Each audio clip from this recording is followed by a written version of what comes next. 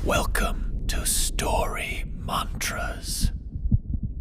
हर बार जब मैं किसी को बताता हूँ कि मैं अक्सर अपने परिवार को लेकर खुद गाड़ी चलाकर यात्रा करता हूँ तो वे हमेशा मुझसे पूछते हैं कि सबसे यादगार अनुभव क्या था।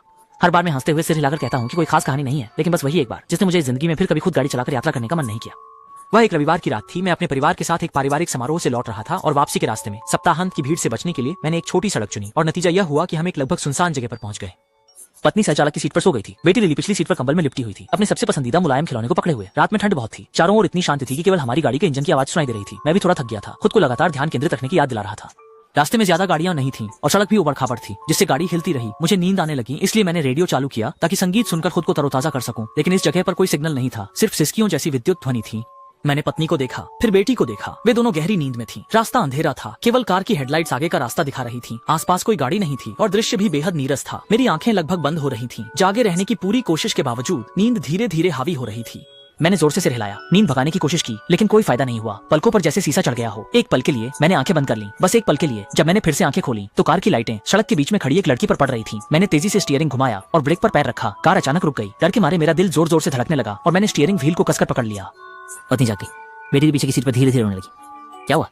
मुझे लगता है कि मैं लगभग किसी को टक्कर मारने वाला था। मैं जल्दी से कार से उतरा, प्रार्थना करते हुए कि मैंने उस लड़की को नहीं मारा। ठंडी हवा से मैं कांपने लगा। मैंने चारों ओर ध्यान से देखा। अच्छा हुआ कोई खून या लाश नहीं दिखी। मैंने राहत की सांस ली, लेकिन यह राहत ज्यादा देर नहीं रही। मैं हैरान रह गया कि इस रास्ते पर कोई नहीं था, एकदम सुनसान, कुछ भी नहीं। गलत है। अभी अभी कार के सामने एक लड़की थी। एक पल के लिए मुझे लगा कि मैं पागल हो गया हूँ या मुझे कोई भ्रम हो रहा है। मैं नाखुश होकर वापस गया और सच में देखा कि दूर कार की लाइट एक परछाई पर पड़ रही थी। वह एक लड़की थी।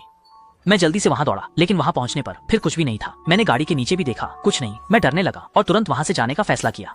गाड़ी में वापस आकर पत्नी चिंता भरी नजरों से मुझे देख रही थी। कुछ देखा क्या? नहीं, कोई नहीं। वह भी मेरी तरह उलझन में दिख रही थी, लेकिन कुछ नहीं कहा। मैं गाड़ी स्टार्ट करने की तैयारी कर रहा था, लेकिन चाबी नहीं मिल रही थी, न मेरी जेब में न गाड़ी में।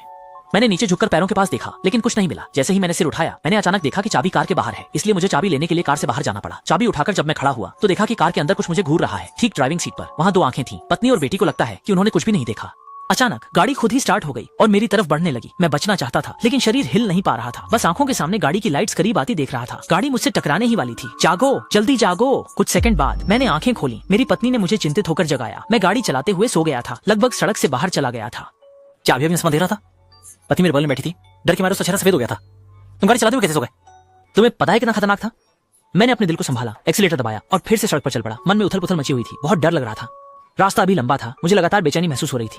पत्नी ने शायद मेरी तनाव को महसूस किया और मुझसे बात करके इसे कम करना चाहा, लेकिन मेरा ध्यान केंद्रित करना मुश्किल था। बेटी भी अब जाग गई थी और खिड़की के बाहर उत्सुकता से देख रही थी। अचानक उसने पूछा, पापा क्या आपने भी उस लड़की को देखा? मेरा दिल जोर से धड़क उठा। कौन सी लड़की?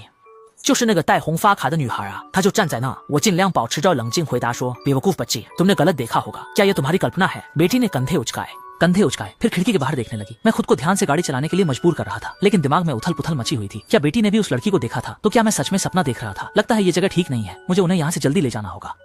आसपास का दृश्य और अधिक वीरान होता जा रहा था। ये सड़क जैसे कभी खत्म ही नहीं होती। कहीं भी कोई इंसान नहीं दिख रहा था। अकेलापन मुझे दबा रहा था। मैंने फिर से रेडियो चालू करने की कोशिश की। उम्मीद थी कि कोई स्टेशन मिल जाए, लेकिन केवल शोर ही सुनाई दिया। अचानक गाड़ी का इंजन कांपने लगा। मैंने ईंधन मीटर देखा, तेल लगभग खत्म हो गया था।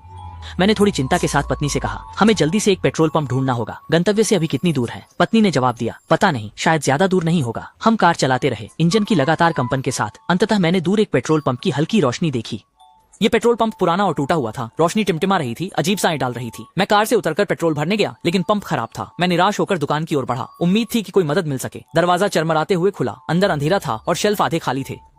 हर चीज पर मोटी धूल की परत जमी हुई थी। मैं काउंटर के पास गया, वहां कोई नहीं था।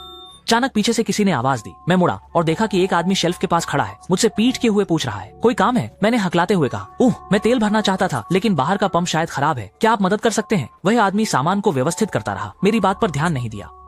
मैं थोड़ा नाराज हो गया। माफ कीजिए, क्या आप मेरी बात सुन सकते हैं? इस समय मैंने फिर से पीछे से आवाज सुनी। मुड़कर देखा तो कुछ अजीब नहीं लगा, लेकिन जब मैंने फिर से मुड़कर देखा तो मेरा खून लगभग जम गया। अभी अभी का आदमी गायब हो गया था। वह अभी मेरे बगल में था। मैंने कोई कदमों की आवाज नहीं सुनी, ना तो किसी के चलने की आवाज सुनी। क्या वह सचमुच टेलीपोर्ट कर सकती है? फिर से सिर घुमाया। वही लड़की, वही लाल हेयरपिन वाली लड़की जो रास्ते में देखी थी, फिर से दिखाई दी। मैं तुरंत दौड़ पड़ा। घबराहट में कार की ओर भागा। हमें तुरंत निकलना होगा। क्या हुआ?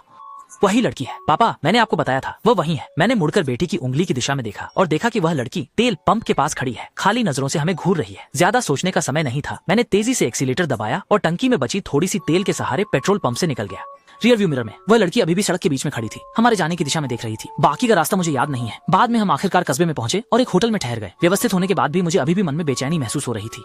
पत्नी और बेटी जल्दी ही सो गईं, लेकिन मैं सो नहीं सका। मेरे दिमाग में वही लाल हेयरपिन वाली लड़की थी। बाद में बेटी ने कहा कि वह हमेशा उस लड़की को देख सकती है, कभी सपनों में, कभी स्कूल में। वे साथ में खेलती भी थीं।